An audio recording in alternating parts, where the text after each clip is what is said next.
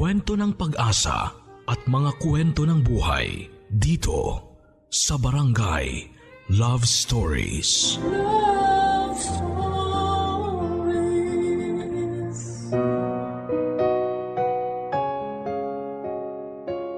Ang sabi nila, you can't be friends with your ex. Pero para sa iba, mas mabuti nang maging kaibigan ng taong dati mong minahal kesa hayaan siyang mawala at tuluyang lumayo sa buhay mo. Sign daw ito ng pagiging mature kung saan ay tanggap ninyong pareho ang katotohanan ng hindi talaga kayo ang para sa isa't isa.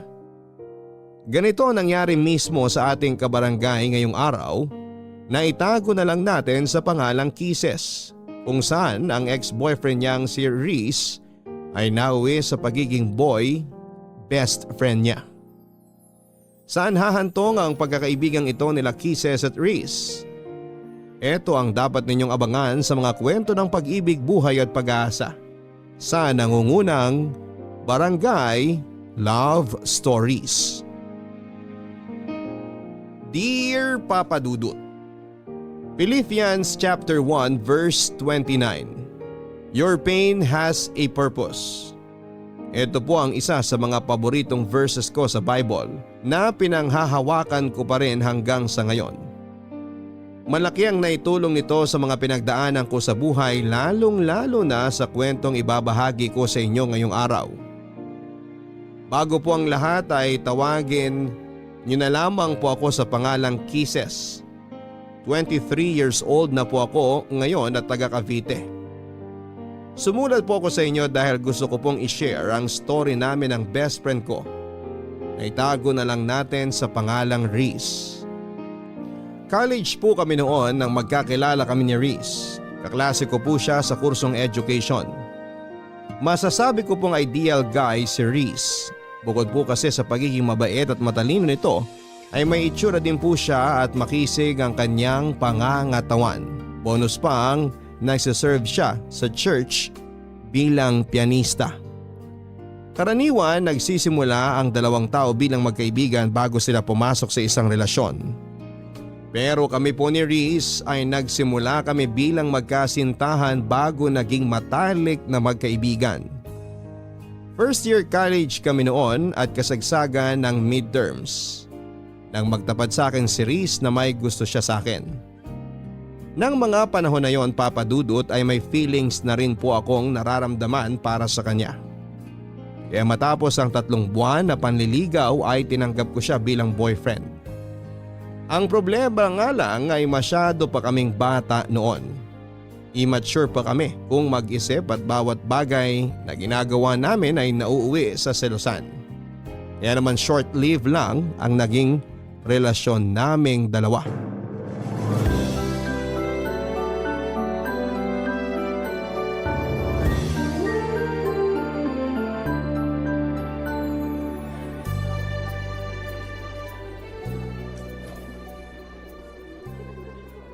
Reese, saan pala tayo kakain? Sa cafeteria na lang tayo siguro kumain. Bakit? Gusto mo bang lumabas? Kahit doon na lang tayo sa cafeteria. Nakakatamad ding lumabas, ang init kayo. Tsaka kailangan nating pumasok na maaga sa next class natin. Di pa ako nakakapag-review para sa oral recitation mamaya. Oo nga no, may oral pala tayo mamaya. May kopya ka ba ng lesson natin kahapon? Meron, nasa flash drive ko. Gusto mo mag-review na lang tayo habang kumakain? O sige, mas mabuti pa yon. Ah, nga pala. Hindi ako makakasabay pag-uwi mamaya. Bakit? Nag-aya sila Eric eh. Birthday daw ng kapatid niya. Magiinom kayo? Magiinom sila, ako hindi. Marami pa akong gagawin mamayang gabi. Sige, enjoy kayo. Basta walang inom ha. Ako rin, late din naman ako makakauwi eh. Bakit? Anong gagawin mo? Nagpapasama si Jake, may ilalaka daw na papers. May kailangang ipapirma sa mga prof at kay Dean. Jake? Bakit? Di niya ba kayang gawin yung mag-isa? Kilala mo naman si Jake? Sobrang mahiyain na tao noon. Tsaka takot siya kay Dean. Alam mo naman si Dean, tingin pa lang, akala mo nangangain ng tao. Lagi na lang nagpapasama sa iyo yung Jake na yan ah. Wala ba siyang ibang kaibigan? Baka mamaya pinopormahan ka na pala nun ha? Grabe ka naman mag-isip. Nagpapatulong lang naman yung tao. Nagpapatulong daw. Sabihin mo, may ibang motibo yan Jake na yan. OA ka ha? Alam naman niyang may boyfriend ako. Yun na nga eh. Alam niyang may boyfriend ka na tapos lapit pa siya ng lapit sa'yo. Nagsiselos ka ba? Harmless naman si Jake eh. Ikaw talaga sobrang malisyoso mo. Huwag mo na siyang samahan. Bakit naman? Eh nag-promise na ako sa kanya. Di sabihin mo busy ka o kaya may emergency, ganun. Di ka na naawa sa tao. Magpapapirma lang naman eh. Ang dali-daling magpapirma eh. Mabigat ba yung papel? Kailangan talaga may kasama siya? Reese, ayan ka na naman ha? Nagsisimula ka na naman. Nagsisimula ng ano? So ayaw mo? Mas gusto mong samahan si Jake? Eh bakit ba ayaw mo kay Jake? Ano, pagbabawalan mo na akong sumama sa mga kaibigan ko ngayon? Hindi kita pinagbabawalan. Sinasabi ko lang na ayaw kong dumikit-dikit ka dun sa Jake na yon. Kung sasama ka sa mga kaibigan mong babae, yon, walang problema sa akin yun. Alam mo, sumusobra na yung pagiging siloso mo eh. Insecure ka ba sa sarili mo at lahat na lang ng tao pinagseselosan mo? O sige, kung gusto mo, di dun ka na sa Jake na yon. Mas importante pala yung taong yun kaysa sa akin eh. Reese, kaibigan ko lang si Jake. Sasamahan ko lang siyang magpapirma. Hindi naman tayo lalabas mamaya, di ba? Saka sabi mo pupunta ka kina Eric. Pinagbawalan ba kita? Hindi naman, di ba? Oh, bakit nadami si Eric dito? Ang sinasabi ko lang, hindi ako naghihigpit sa'yo. Okay lang sa akin kung sino mga kasama mo. Mag-inom ka, gumala ka. Walang problema sa akin. Sana ganun ka rin sa akin. Bahala ka nga. Doon ka na sa Jake mo. Napakasimpleng bagay ng hinihiling ko, di mo magawa? My gosh, Reese, para kang bata. Eh di ako na bata. Nawalan na ako ng gana kumain. Oh, ayan. Yan yung flash drive. Mag-review ka mag-isa. Pasama ka doon kay Jake. Reese naman! Oy! Saan ka pupunta? Sa library. Magpapalamig.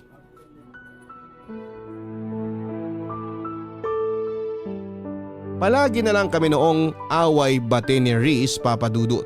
Kaya pareho naming napagdesisyonan na tapusin na lamang ang relasyon namin. Para sa kabubutin naming dalawa. Siguro ay may iba pang plano para sa amin si Lord. Kaya kami hindi nag-click ni Reese bilang magkarelasyon. Ganon man ang nangyari ay nanatili pa rin kaming magkaibigan. Dahil siguro magkaklase kami at araw-araw naman kaming nagkikita kaya nagstay kami as friends. Nagsimulang tumibay ang relasyon namin, Papa Dudut. Bago kami matapos sa first year college. Naging groupmates kami noon sa isang school project. Noong una ay medyo awkward pa kami sa isa't isa dahil nga sa naging past namin pero kalaunan ay nasanay din kami sa bagong setup namin. Pagkatapos nito ay sunod-sunod ang pagsasama namin ni Reese sa iba't ibang school activities. Nagsimula kaming maging study partners kung saan ay nagtutulungan kami sa mga lesson na hirap kaming intindihin. Magaling sa mathematics si Reese, Papa Dudut. Samantalang ako, English naman ang forte ko. Mas lumalim pa ang pagkakaibigan namin dalawa noong inaya niya akong sumama sa church nila. Doon ko lang na-realize na malapit din pala si Reese sa Panginoon. Simula noon ay naging parte na ng routine namin ang magkasamang umattend ng service sa church at sumali sa mga Bible study. Paminsan-minsan ay meron din kaming Bible study sa bahay namin, bahay nila at maging sa school kasama ang iba pa naming kaibigan. Naging hobby na rin naming pareho ang magsulat ng daily devotion na pareho naming binabasa tuwing katapusan ng buwan. Madalas nga ay nagugulat ako, Papa Dudut, dahil kasama ako sa devotions niya na siya namang ipinagpapasalamat ko sa kanya at pati na rin kay Lord.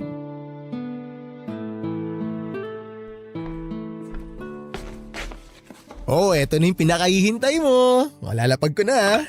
Mainit-init pa. Ano yan? Kwek-kwek. Kwek-kwek? Pero blue? Eh wala kaming food coloring dito sa bahay.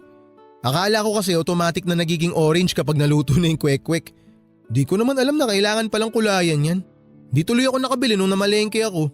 Pero in fairness, okay na rin to para kakaiba. Kwek-kwek mo blue. Uy, nag-effort ako para dyan kaya hindi libre lait. Dapat nga bawal lait ikaw tong pinapakain. Grabe ka. Last month ako ang nagluto ng merienda natin At next month ikaw ulit ang taya. Sige, hahainan din kita ng kakaibang pagkain. Abangan ko yan Ano? Simula na tayo? Ikaw na mauna, total ikaw ang host ngayon. Okay. Nasaan ba yung notebook ko? Ayun.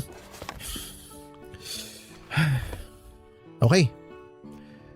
Blessed are the eyes that see what you see. Luke chapter 10 verse 23. Naalala mo pa ba yung quiz natin kay Prof. Martinez? Alin? Yung napagalitan ka? Oo yun. Kaya ako napagalitan kasi inulit ko yung tanong from 1 to 5. Hindi ka raw kasi nakikinig. Hindi sa hindi ako nakikinig. Pinaulit ko yung tanong para kay Jake. Si Jake? Bakit? Magkatabi kasi kami ni Jake noong time na yon. Tapos nasa kalagitnaan na tayo ng quiz nung mapansin ko si Jake na may hinahanap sa bag niya. Yun pala wala siyang ballpen. Kaya yun, pinahiram ko siya.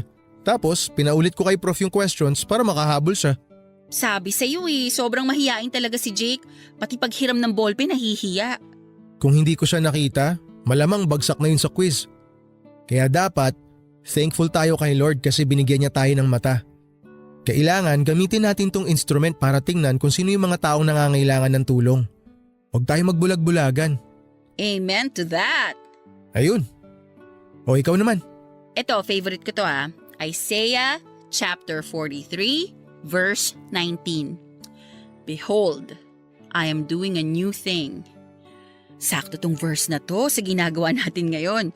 Itong paggawa ng daily devotions, bago sa routine ko to, sa totoo lang.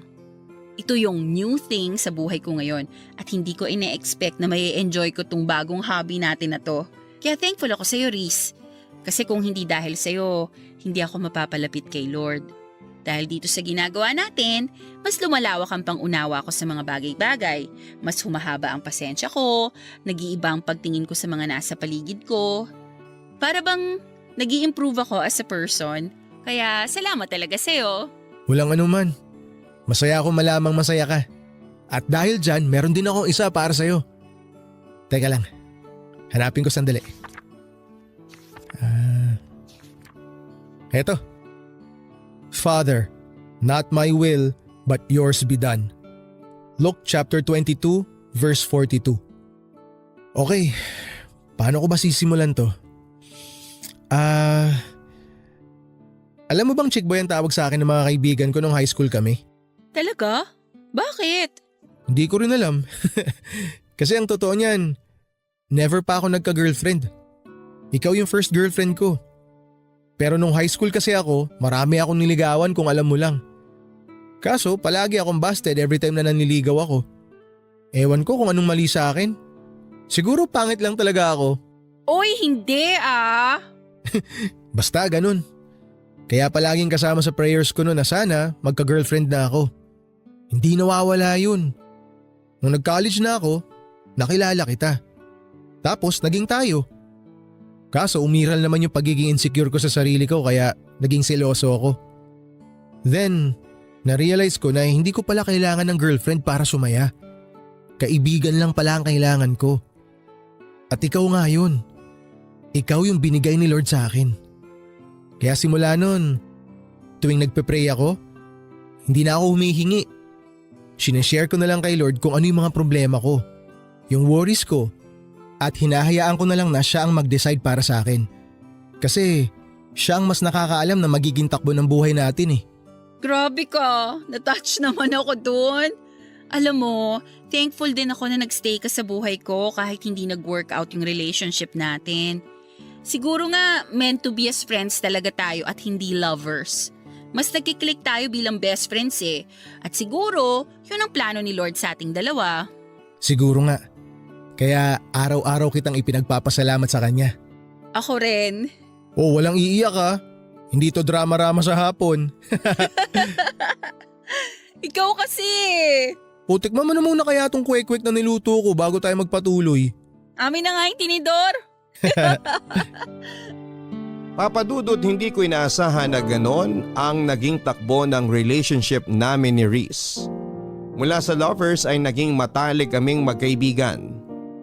Malimit lamang tayong makakita ng ganitong senaryo dahil karaniwan sa mga naghihiwalay ay bitter sa isa't isa.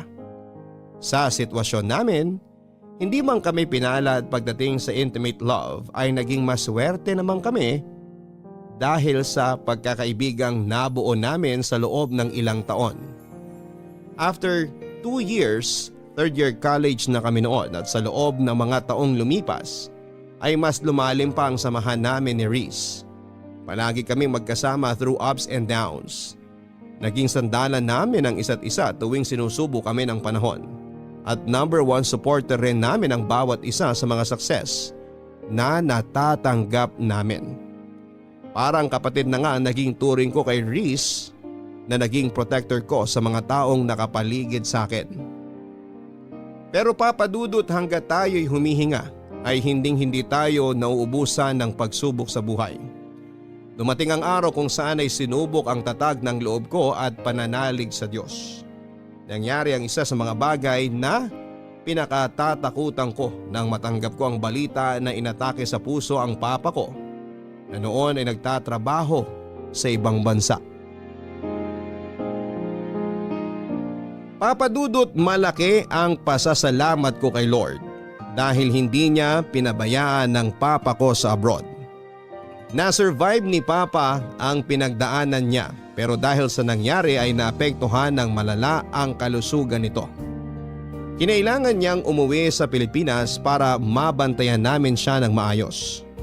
At dahil nga sa pagkawala ng trabaho na inaasahan naming breadwinner sa pamilya ay kinailangan ko pong isakripisyo ang pag-aaral ko para makatulong sa aking mga magulang. Mapalad naman po ako at mabilis akong nakahanap ng trabaho bilang reservation officer sa isang travel agency. Sobrang bilis ng mga pangyayari sa punto ng buhay kong yon, papadudot. Sa isang iglap ay maraming nabago sa pamilya namin. Sa mga susunod na problemang dumating sa amin ay aminado akong nawala sa isipan ko si Reese. Sa sobrang busy ko sa trabaho noon at sa pagbabantay sa kalusugan ni Papa, ay napabayaan ko po ang pagkakaibigan naming dalawa. Hindi ko siya na-update sa mga pangyayari sa buhay ko at eto ang isa sa mga dahilan kung bakit siya nagkaroon ng tampo sa akin. Saka na lang nalaman ni Reese ang mga pinagdaanan ko noong malaman niyang hindi na pala ako nag-enroll para sa second semester. Masyado na kasi noong mabigat ang family problem namin kaya naisipan kong wag nang idamay pa roon si Reese. Kung problema lang sana ito sa school o mga bagay na madali lang solusyonan, ay naibahagi ko na ito sa kaibigan ko. Pero dahil personal ko itong problema at ang pamilya namin ay minabuti kong solohin na lamang ito. Nagtampo sa akin noon si Reese dahil pakiramdam niya ay kinalimutan ko na siya at binaliwala ko na lamang basta ang friendship namin. Agad ko naman pong inayos ang gusot sa pagitan namin dahil ayoko rin namang masira ang samahan naming dalawa. Reese! Oh, Kisses! Anong ginagawa mo rito? Kanina pa ako pabalik-balik dito sa bahay nyo. Nasa labas ka raw. Naku, pasensya ka na. May pinuntahan kasi ako. May message ako sa'yo kaso hindi mo naman binabasa kaya nagpunta na ako rito. Naku, sorry, hindi ko nabasa agad. Ba't ka ba na pa rito? May problema ba? Gusto ko lang sanang mag-sorry. Alam kong nagtatampo ka sa akin kasi hindi ko nasabi sa'yo yung plano ko na mag-stop muna sa school. Alam mo, aminin ko, medyo nakakatampo nga yun. Nagulat na lang ako nung nalaman ko na hindi ka na pala mag-e-enroll para sa next semester. Para bang feeling ko na nabaliwala lang ako. 'Di ba? Lagi naman tayo nagsasabihan ng problema. Bakit ngayon hindi mo nasabi sa akin? Ang dami kasing nangyayari ngayon eh. Hindi ko na alam kung anong uunahin ko. Tsaka akala ko kasi magagawan pa ng paraan kaya hindi ko na sinabi. Kaso wala eh. So wala na talaga? Hindi ka na mag-e-enroll? Hindi na muna. Magtatrabaho na lang muna ako para makapag-ipon. Sorry Kisses ha. Wala akong maitulong sa problema mo ngayon. Alam mo naman, hikaos din kami. Tsaka yung tita ko lang ang nagpapaaral sa akin. Gustuin ko man tumulong kaso hindi naman kami mayaman. Okay lang yun. Ano ka ba? Sa ngayon, nareremedyohan pa naman namin. Kaya nga ayoko magsabi sa'yo eh kasi alam kong mamumroblema ka rin. Pagdating kasi talaga sa pinansyal, Nahihiya talaga akong magsabi. Uy, nagtatampo ka pa rin ba hanggang ngayon? Tampong kaibigan lang to, huwag kang mag-alala. Naiintindihan naman kita eh.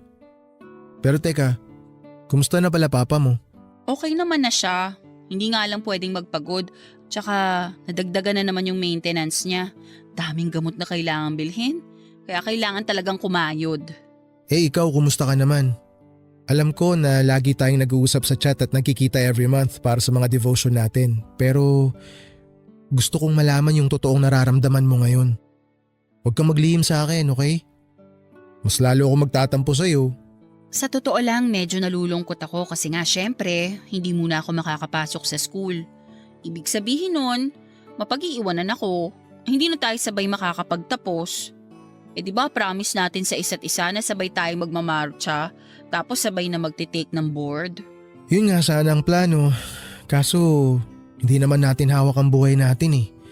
Hindi lahat ng gusto nating mangyari natutupad. Siguro, iba ang plano ni Lord sa atin kaya ganito. Pero magtiwala ka lang sa Kanya. Mas maganda ang plano ni Lord kesa sa mga plano natin sa sarili natin. Tama ka dyan. Eh kumusta ka naman sa trabaho mo? Madali lang yung trabaho. Actually, nakapag-adjust naman ako agad. At saka mababait yung mga katrabaho ko, lalo na yung boss ko. Pero syempre, minsan may clients talaga na masungit kaya kailangan talaga ng mahabang pasensya. Intindihin mo na lang sila. Hindi natin alam kung ano pinagdadaanan nila eh. Alam ko naman yun. Tuwing may ganun nga akong nai-encounter, iniisip ko na lang na para sa kinabukasan ko to. Tama yan, maganda yan. Mindset lang. Kaya ayusin mo ang trabaho mo. Kailangan mong bumalik sa pag-aaral. Magiging licensed teacher pa tayo. Oo naman, kaya huwag kang magmadali ha. Antayin mo ko. Siyempre, ikaw pa ba? Pero huwag ka ring magmadali. 'Di ba sabi nga, don't rush what God is taking time to prepare. Tiwala lang tayo sa timing niya. Tatandaan ko yan. Basta ako work. Tapos ikaw naman, pagbutihin mo yung pag-aaral mo ha. Okay po, Nay. O sige na, uwi na ako. Uwi ka na agad? Pasok ka muna sa bahay. May merienda ata sa loob. Meron ba? O sige, tara. After a year ay mabilis din namang naibalik ang dati sa pamilya namin. Dahil sa sipag at tiwala kay Lord ay unti-unti rin kaming naging financially stable. Hindi na rin po bumalik sa ibang bansa si Papa. Minabuti naming manatili na lamang siya dito sa Pilipinas para sa ganoon ay mabantayan namin siya. Mas mabuti na pong maging maingat dahil kapag pinayagan namin siyang bumalik sa abroad ay baka maulit na naman ang nangyari sa kanya.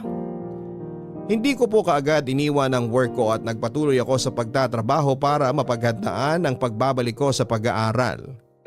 Gusto ko po kasing magkaroon ng sapat na ipon para masuportahan ang sarili ko at hindi na umasa sa mga magulang ko. Sinikap ko rin pong balansehin ang oras ko sa trabaho, sa pamilya at kay Riz. Patuloy ko siyang sinuportahan sa kanyang pagpupursige na makamit ang pangarap naming maging licensed teacher. Hindi ko rin po kinalimutan umattend sa mga Bible studies kasama si Riz at ang pagpunta sa mga Sunday service para makapagpasalamat kay Lord sa patuloy na paggabay sa amin at pagbibigay ng blessings. Nang taong pong yon ay nakapagtapos ng pag-aaral si Riz at isa po ko sa mga proud sa achievement na nagawa ng aking kaibigan. Pero sa kabila nito Papa Dudut ay hindi ko maiwasang makaramdam ng inggit dahil napag-iwanan na ako ng mga kaklase ko. Pareho naming pinangarap ni Riz na makapagtapos at sabay na ipagmayabang sa mundo ang diplomang matatanggap namin. Pero dahil sa mga hindi magagandang bagay na nangyari sa buhay ko, ay hindi ko na ito magagawa pa kasama ang best friend ko. Gayunpaman ay ipinakita ko kay Riz ang buong suporta ko sa kanya sa panibagong yugto ng buhay na kanyang tatahakin.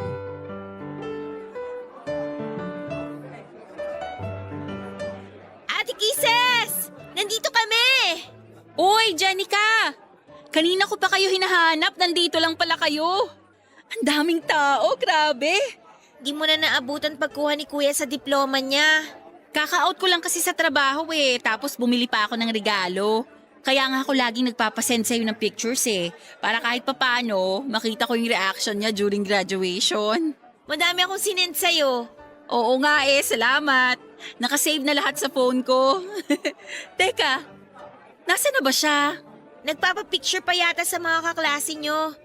Oh, ayan na pala si Kuya! Kuya, congratulations! Thank you.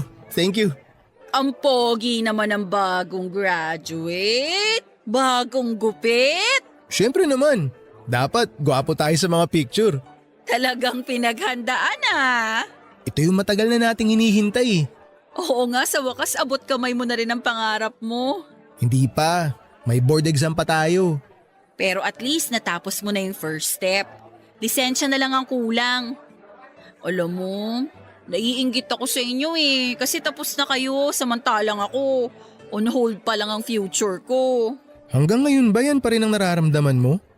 Hindi ka naman napag-iiwanan Isipin mo na lang na nakabreak ka lang. Tsaka hindi naman karera ang buhay. Hindi to pabilisan. Nakakalungkot nga kasi marami sa atin na masyado nagmamadali sa buhay. Minsan nakakalimutan na nilang i-enjoy yung moment. Hindi ko rin naman kasi maiwasang makaramdam ng inggit Parang ngayon, ang sarap sana sa feeling kung nakasuot rin ako ng toga. Ang saya sana kung kasama ako sa class picture nyo, na may pangalan din ako sa yearbook. Siyempre, kayo yung mga nakasama ko nung journey ko sa pagiging teacher ko. Kaya nalulungkot lang ako na hindi ko kayo makakasabay. Ano ka ba? Walang expiration date ang pag-aaral. Pwede ka naman bumalik sa school anytime Makukuha mo pa rin yung diploma mo. Magiging teacher ka rin balang araw. Makakamit mo yung pangarap mo basta magpursige ka lang. Huwag kang panghinaan ng loob. Mas proud nga ako sa iyo kasi nakakatulong ka na sa pamilya mo kahit hindi ka pa-graduate. At sure ako pati mga magulang mo proud na proud din sa'yo. Salamat Ay nako, nagdrama pa ako. Ngayon pa talaga na dapat happy lang kasi moment mo to. Bida-bida talaga ako minsan no? Anong minsan? Madalas. Ay talaga ba? Biro lang. Sige, di ko nabibigay tong gift mo. May regalo ka sa akin? Nasaan? O ayan. Congratulations! Uy! Salamat, nag-abala ka pa. Sus, kunwari ka pa, gusto mo rin naman. Nakailang pasaring ka na kaya tungkol sa regalo mo. Joke lang naman yun, tinutuo mo naman. Baliw! Kahit naman hindi ka magpasaring, ibibili talaga kita ng graduation gift kasi deserve mo yan. Proud ako sa'yo, tandaan mo yan. At ikaw, tandaan mo rin na lagi ako nakasupport sa'yo. Siyempre, tulad nga na sabi ko kanina, proud na proud ako sa'yo. Matagal pa ba kayo dyan? Baka naman gusto nyong sa bahay na lang ipagpatuloy ang tsikahan nyo kasi gutom na po ako Bakit, magpapakain ka ba?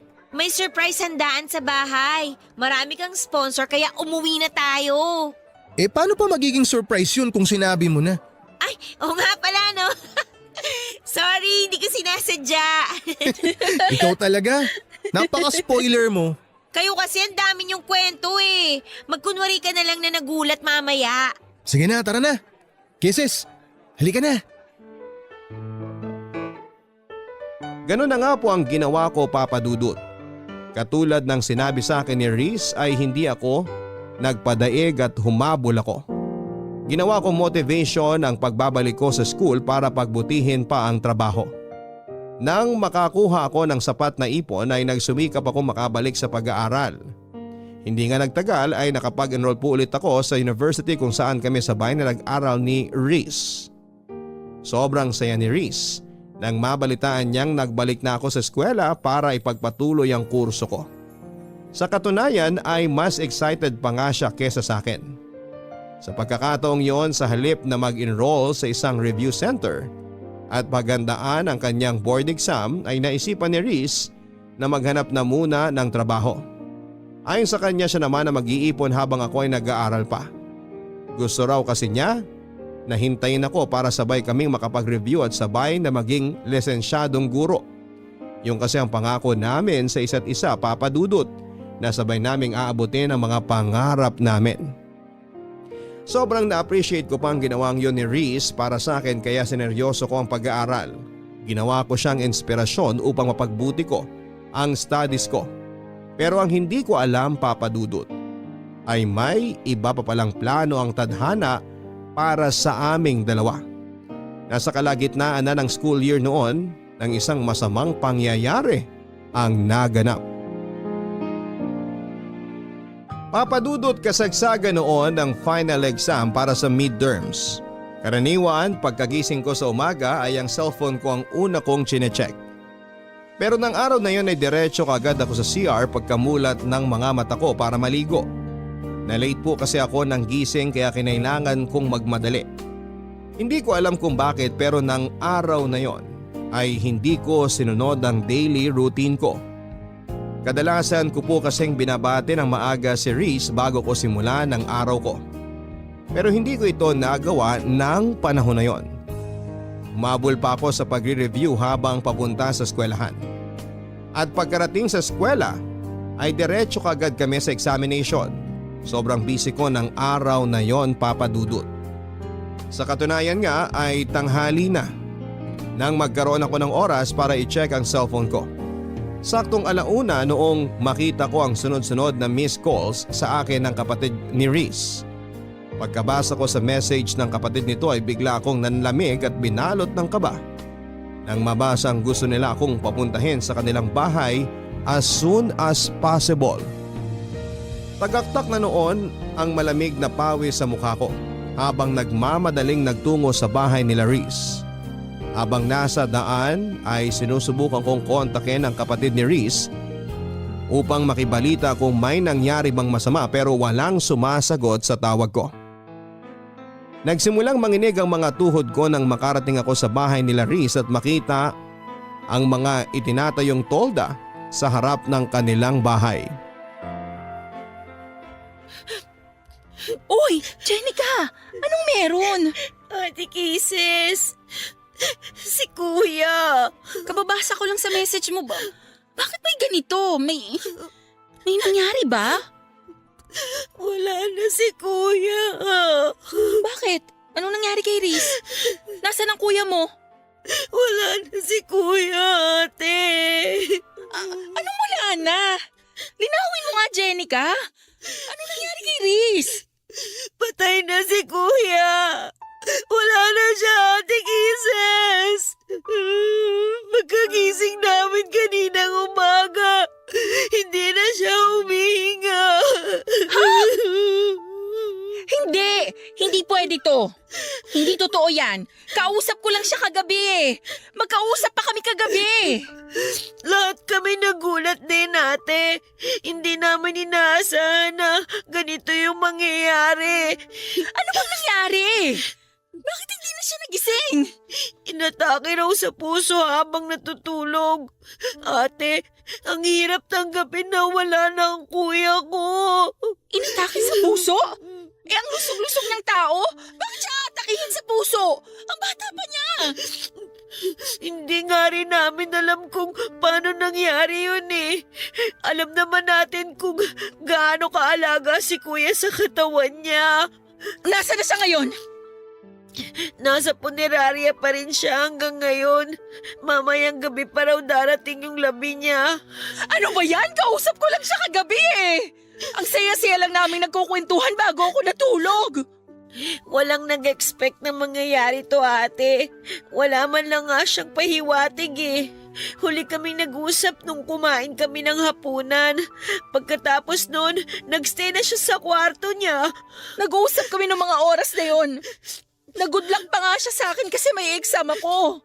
Ang daldal niya pa kagabi. Ang dami niyang gustong pag-usapan. Alam ko na ginawa ko. Pinatulog ko siya. Kako gabi na't may exam pa ako kinabukasan. Tsaka may work din siya kaya maaga ako nagpaalam sa kanya.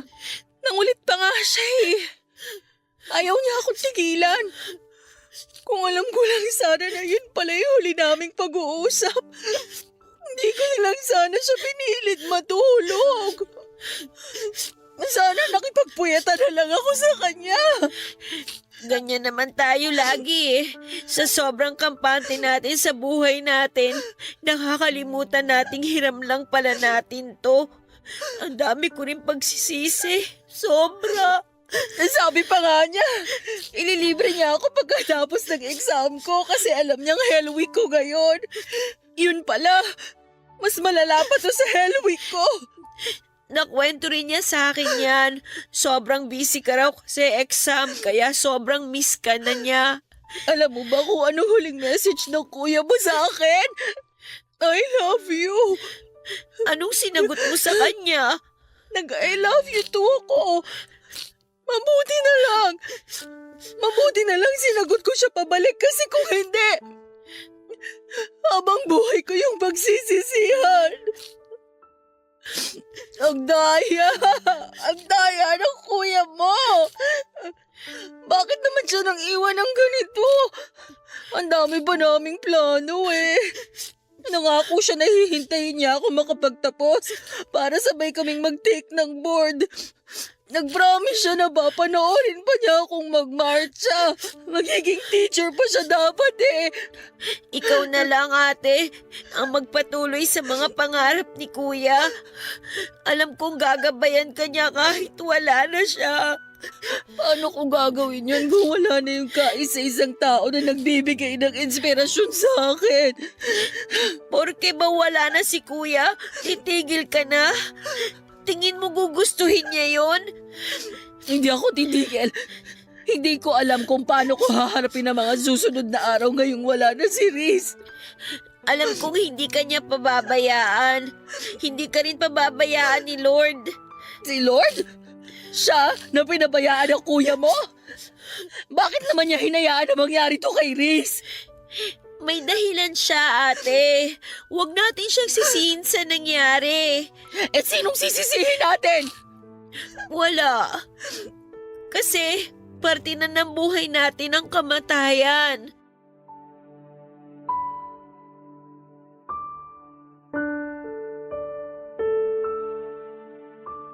Papadudot habang nilalapitan ko, ang kabaong ni Riz ay parang pelikula na nag-flashback sa isipan ko ang mga ala-ala naming dalawa. Simula noong una kaming nagkita, noong niligawan niya ako at noong mga panahong away-bati kami bilang mag-boyfriend at girlfriend. Bumalik ako sa mga panahong sabay pa kaming pumasok sa klase. Yung mga moment na magkasama kaming nagre-review para sa exam. Mga araw na pag-attend namin sa Bible studies at sa church para magpasalamat kay Lord. Isa na siguro sa mga alaalang hindi ko makakalimutan kay Riz ay ang mga ngiti sa mata nito habang nakatungtong sa stage, suot ang kanyang toga at hawak-hawak ang diploma niya. Napakabata pa niya para bawiin siya ng Panginoon sa mundong ito, Papa Dudut. Marami pa siyang pwedeng gawin. Marami pa siyang pangarap sa buhay na gustong tuparin.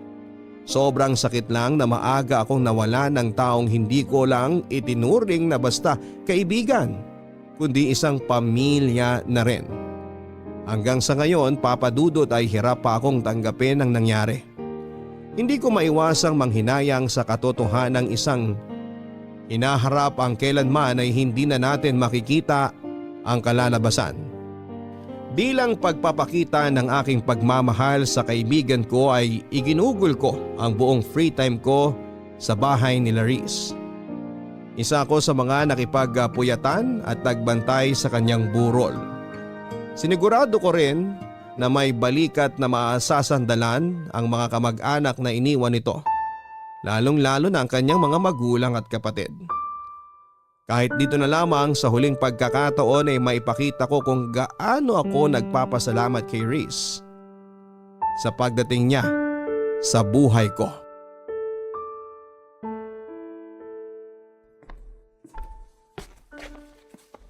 Oh, Ate Kisses, gising ka na pala. Pasensya na, nakatulog ako. Hindi ko na namalayan. Okay lang. Kailangan mo rin magpahinga. Gabi-gabi ka nang nagpupuyat eh. Hindi ko maiwan-iwan ang kuya mo eh. Kahit na ito na lang yung huling pagkakataon na maipakita ko yung respeto at pagpapasalamat ko sa kanya.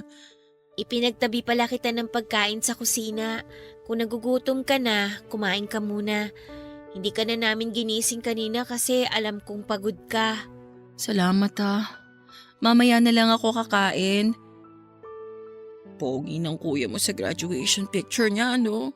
Pinaghandaan niya yan eh. Di ba nga nagpagupit pa siya? Sabi kasi niya, forever na yung picture na yan. Yan yung katangi-tanging picture na may pagmamalaki niya sa lahat. Milestone picture daw.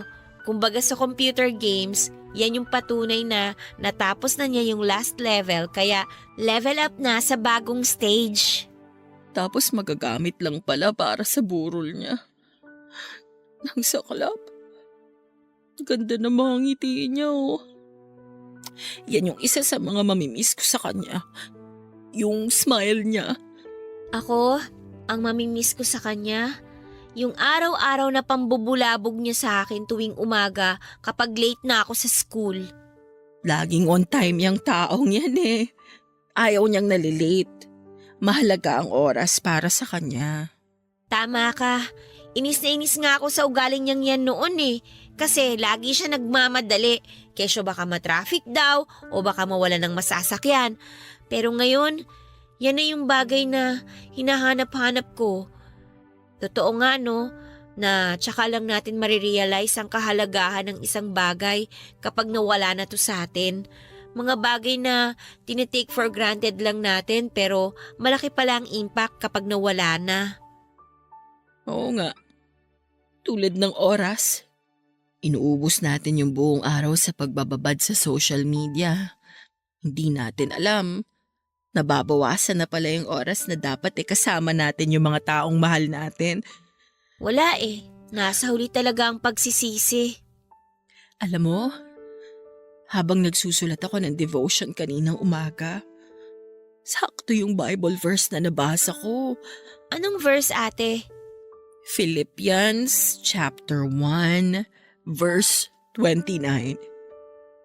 Your pain has a purpose. Ilang oras akong nakatunganga lang sa verse na yan. Iniisip ko kung anong purpose ng pain na nararamdaman ko ngayon. Kaso, kahit anong isip ko, wala akong makitang rason. Kung bakit kailangan nating masaktan ng ganito. Siguro hindi pa natin makita yung rason ngayon kasi nga nagluluksa pa tayo. Pero lahat naman ng tao dumadaan sa pagsubok, di ba? Para mas tumibay, para matuto. Ang hirap lang kasing tanggapin. Hindi ko siya maiwasang tanungin kung bakit si Riz. Bakit siya pa? Worth it pa na mawala si Riz para lang tumibay ako? Para matuto ako? Kasi para sa akin hindi. Alam mo kung bakit? Kasi si Riz ang nagpapatibay sa akin. Dahil sa kanya, marami akong natututunan. Ang kuya mo ang dahilan kung bakit ako mas napalapit kay Lord. Pero sa nangyayari ngayon, hindi ko alam kung mananatili pa ba ako sa dating pananampalataya ko sa nakakataas. Huwag mong questionin si Lord, ate. Kasi siya ang mas nakakaalam ng lahat kaysa sa atin. Isipin mo na lang, ang ubas kailangan pigain para maging masarap na wine, di ba? Kung hindi mo gagawin yun, hindi ka makakabuo ng wine.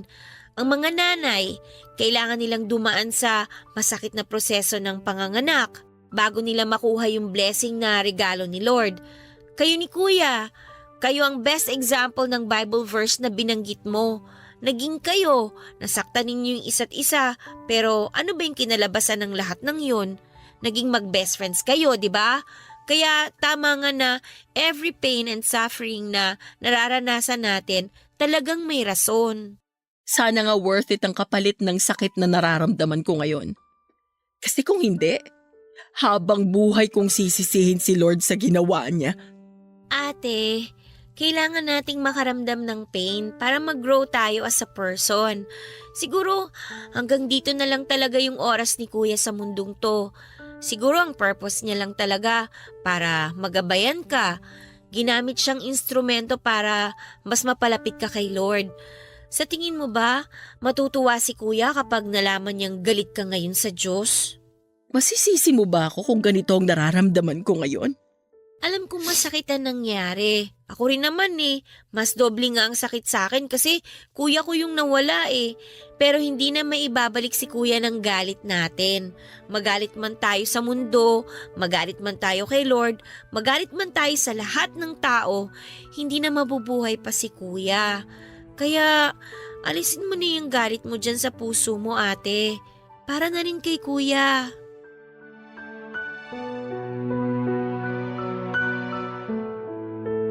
Mahigit 1 linggo rin po naming pinaglamayan ng mga labi ni Riz bago siya inilibing sa kanyang huling hantungan.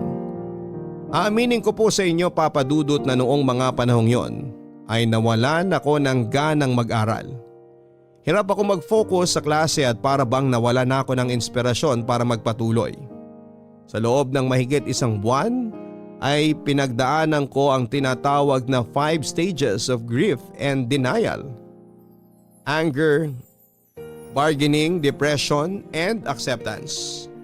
Aminin ko po na nagalit ako sa nangyari kay Riz. Nagalit ako kay Lord kung bakit gano'n na lamang ang naging desisyon niya. Question ko siya kung bakit dahil hindi ko po talaga maintindihan na ang isang matalino, mabait at malusog na tulad ni Riz ay bigla na lamang mawawala. Sa mga panahong yon na lugmok ako, Papa Dudut, ay lumayo ang loob ko sa Panginoon. Aminado ako na dahil sa nangyari ay nawala na ang pananampalataya ko kay Lord. Papa Dudut, sa 5 stages of grief na nabanggit, ang pinakamahirap na siguro ay ang depression stage. Akala ko noon ay unti-unti ko nang natatanggap na wala na si Riz, pero dumating talaga ang mga moments, lalo na kapag nag-iisa ako at bumabalik sa alaala ko si Riz. Doon muling bumabalik ang sakit, Papa Dudut. Mugto na noon ang mga mata ko sa gabi-gabing pag-iyak. Isa sa mga naging coping mechanism ko ay ang pag-inom ng alak. Pagkatapos ng klase ay nagiinom ako para lamang makalimutan ang nangyari. Para mabawasan ang sakit. Ito ang naging dahilan, Papa Dudut, kung bakit muntik nang masira ang pag-aaral ko. Kung nabubuhay lang sana si Riz noong mga panahong pinababayaan ko ang sarili ko, ay alam kong hindi niya magugustuhan ang nakikita niya. Paniguradong pagagalitan niya ako katulad ng lagi niyang ginagawa tuwing napapansin itong nawawalan na ako ng pag-asa. Lagi niyang sinasabi noon na kapag dumating ako sa puntong tila ba wala nang sagot ang problema ko at wala nang taong matatakbuhan ay lumapit lamang ako kay Lord. Pero sa pagkakataong yon, Papa Dudut, ay hindi po ako noon handang lumapit sa Diyos.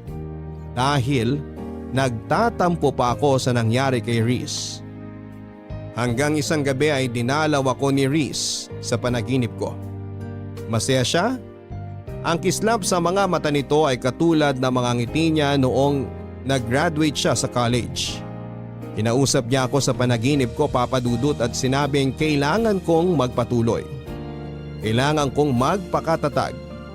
Hindi lang para sa sarili at pamilya, kung hindi para sa mga pangarap naming dalawa. Nangako siyang patuloy niya akong sosuportahan at i-guide sa bawat hakbang na gagawin kahit nawala na siya sa tabi ko. Nagising akong luhaan at mabigat ang dibdib at mabilis akong nag-usal ng panalangin at nagpasalamat na sa kahit huling pagkakataon ay muli kong nakausap si Riz. Nang araw din na yun ay nagtungo ako sa church namin at doon ay bukas palad akong sinalubong ng church pastor namin na si Pastor Domingo.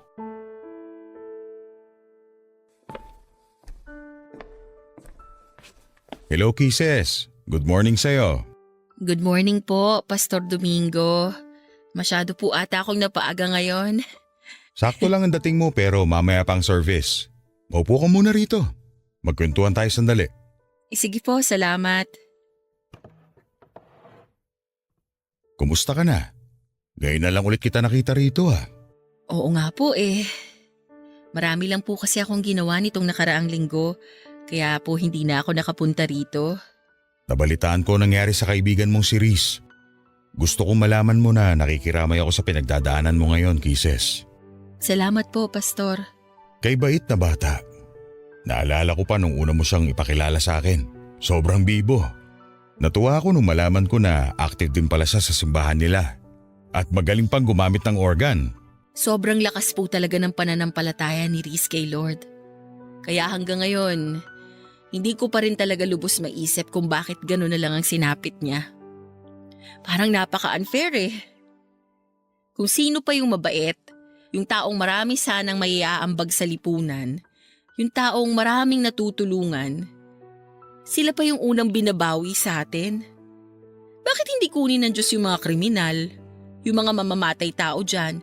Dapat kinuha niya yung mga taong hindi takot gumawa ng kasalanan kasi sila ang dahilan kung bakit sobrang dumi ng mundo.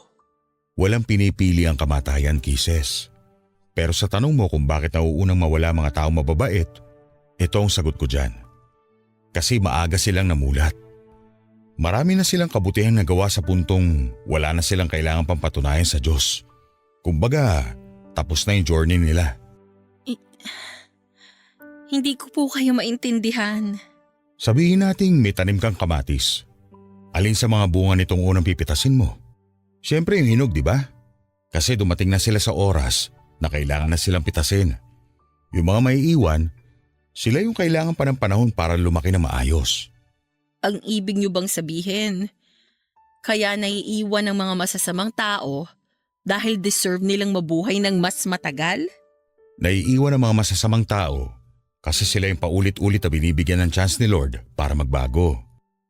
Binibigyan sila ng oras para pagsisihan ng mga maling bagay na ginawa nila, para harapin ang bunga ng kasalanan ginawa nila.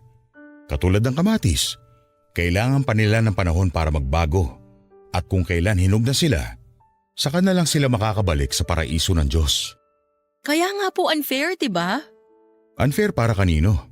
Para sa atin o para kay Reese? Para kay Reese. Kasi marami pa siyang pangarap na hindi niya mararanasan kasi maaga siyang binawian ng buhay. Sa tingin mo, mas maganda bang manatili dito sa lupa si Reese kaysa sa paraiso ng Panginoon? Hindi ko po alam. Huwag ka malungkot dahil wala na si Reese. Ituring mo siya na mapalad dahil nasa langit na siya kasama ang Panginoon. Hindi niya na kailangan pa mag-suffer sa mundong ito na puno ng kasalanan.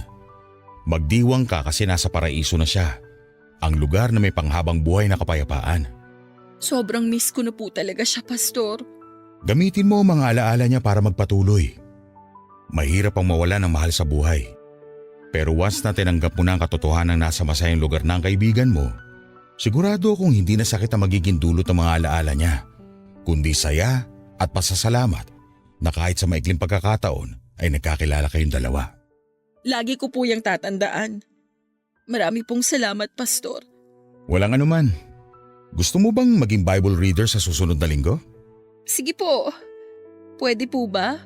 Oo naman, pwede. O siya, maiwan na kita rito ha.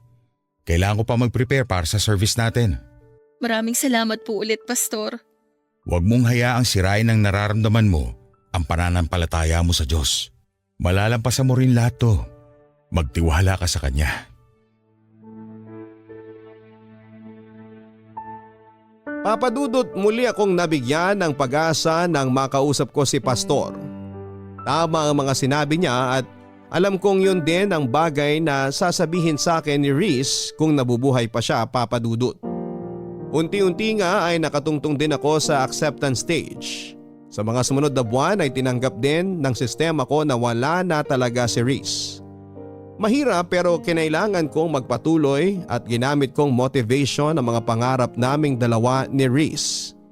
Kasabay nito ay ang muling pagbabalik ng tiwala ko kay Lord. Humingi rin ako ng tawad sa kanya dahil question ko siya. Isang bagay na naging defense mechanism ng mga taong nasasadlak sa buhay. Mag-isa man ay pinagpatuloy ko ang pag-aaral ko, Papa Dudut. Pinilit kong magpatuloy sa buhay para kay Reese. Alam kong matutuwa siya kapag dumating na ang araw na suot ko na ang aking toga at nagmamarcha sa sarili kong graduation day. Hindi nga nagtagal ay dumating na nga po ang araw na pinakahihintay ko. Natapos ko ang kurso ko at lahat ng paghihirap at sakripisyong ginawa ko ay inalay ko lahat kay Reese. Habang inaabot ko ang aking diploma sa stage ay hindi ko po maiwasang malula habang ini-imagine ko na isa si Reese sa mga daang taong nanonood sa crowd. Pumapalakpak at humihiyaw para sa tagumpay na nakamit ko. Pagkatapos ng graduation ay nagkaroon ng kaunting salo-salo sa bahay para i-celebrate ang pagtatapos ko ng pag-aaral. Inimbita ko ang kapatid ni Reese pati ang mga kaibigang naging parte ng college years namin at doon ay sinariwa namin ang mga naiwang ala-ala ni Reese. Guys, kain lang kayo ha. Bawal ang mahiyain dito. Ate Kisses! O Jenica, kanina pa kita hinihintay. Kala ko di ka na darating eh. Dumaan pa kasi ako sa puntod ni Kuya eh. Ako na nagbalita sa kanya na graduate ka na. Talaga ba? Plano ko ring bisitahin siya bukas eh. Halika, kumain ka muna. Ito pala yung gift ko sa'yo, ate. Congratulations! Naku, thank you. Tapos, ito naman, galing kay Kuya. Ha? Habang naglilinis kasi ako ng kwarto niya, nakita ko tong notebook sa desk niya. Dito niya sinusulat yung daily devotions niya. Alam ko na once a month, binabasa niyo sa isa't isa yung mga devotion ninyo. Kaya gusto kong ibigay sa'yo to. Gusto kong mabasa mo yung mga huling devotion niya. Hindi naman siguro magagalit si Kuya na pinakialaman ko yung gamit niya, di ba? Tsaka, alam ko naman na gusto rin niya na mabasa mo yung mga final devotion niya. Salamat, Jenica ha. Ito na siguro yung pinakamagandang gift na na-receive ko ngayong araw. Kumusta ka naman na, ate? Eto, nagpapatuloy pa rin sa buhay. Tatapusin ko tong pangarap namin ni Reese. Promise ko yan eh. Malapit na! Ilang kembot na lang! Oo nga. Pero mahaba-haba pa to. Kailangan ko pang mag-review para sa board. At kailangan ko pang pumasa para makakuha ng lisensya. Kayang-kaya mo yan, ikaw pa! Oo naman, kakayanin ko to. Pero alam mo, aaminin ko sa'yo. Sobrang miss ko na si Reese. Araw-araw kong pinagpipray na sana dalawin ulit niya ako kahit sa panaginip lang. Sobrang thankful nga ako sa'yo, ate eh. Kasi nandyan ka na nagmahal kay Kuya nung nabubuhay pa siya. At least dahil sa'yo, naging masaya ang buhay niya. Sabi nga nung nabasa kong quote sa Facebook, kapag naging kaibigan mo raw ang ex mo, ibig sabihin nun, hindi tumigil yung pagmamahal mo sa kanya. At totoo naman yun kasi nakita ko kung gaano nyo kamahal ang isa't isa. Wala naman sa label yan eh. Best friends man yan o jowa, ang pinakamahalaga pa rin, at the end of the day, mahal nyo yung isa't isa. Yun ang ginawa namin ni Reese. Kaya mas lalong lumalim yung relationship namin. Natumbok mo, ate! So, ano na palang plano mo after graduation? Mag-work ka ba or magpe-prepare ka na kagad para sa exam? Mag-e-enroll na agad ako sa review center. Gusto ko makakuha ako agad ng license para makapag-start na akong magturo. Abot kamay ko na tong pangarap namin ni Reese eh. Kaya ayoko nang patagalin pa. Ngayon pa lang, i-congratulate na kita, ate. Good luck sa'yo, ha? Palagi kitang isasama sa prayers ko. Salamat. O sige na, kumain ka na dyan. Magpakabusog ka ha, huwag kang mahiya. Nagluto talaga si mama ng maraming handa para sa araw na to. Maiwan na muna kita dyan ha. Nag-prepare kasi ako ng message eh. Gusto ko magpasalamat bago umalis yung ibang bisita. Sige lang, ate. Huwag mo na ako alalahanin dito. Good afternoon po sa inyong lahat. Habang kumakain kayo, gusto ko lang magpasalamat sa mga taong naging parte ng journey ko na to. Siyempre, una sa lahat, kay Lord, dahil hindi niya ako binitawan at patuloy niya akong ginabayan sa pag-aaral. Second, sa family ko, especially kina mama at papa na walang sawang sumuporta sa akin at nagpagod para lang makapag-aral ako. Sa mga kaibigan at kaklase ko na nagpakopya sa akin, joke lang po. At kay Reese, na naging inspirasyon ko. Kung nasan ka man ngayon, alam kong nakikinig ka. Congratulations! Congratulations sa ating dalawa. Gusto kong malaman mo na araw-araw kitang namimiss. At kahit na Nasa langit ka na. Alam kong nag-cheer ka pa rin para sa akin. Lagi kang magiging isa sa mga rason ng lahat ng tagumpay na matatamasa ko. Kahit na magkaroon ako ng sariling pamilya, lagi akong maglalaan ng puwang sa puso ko para sa'yo. Thank you, Reese. Until we meet again. I love you sa pinaka-the best na best friend sa buhay ko.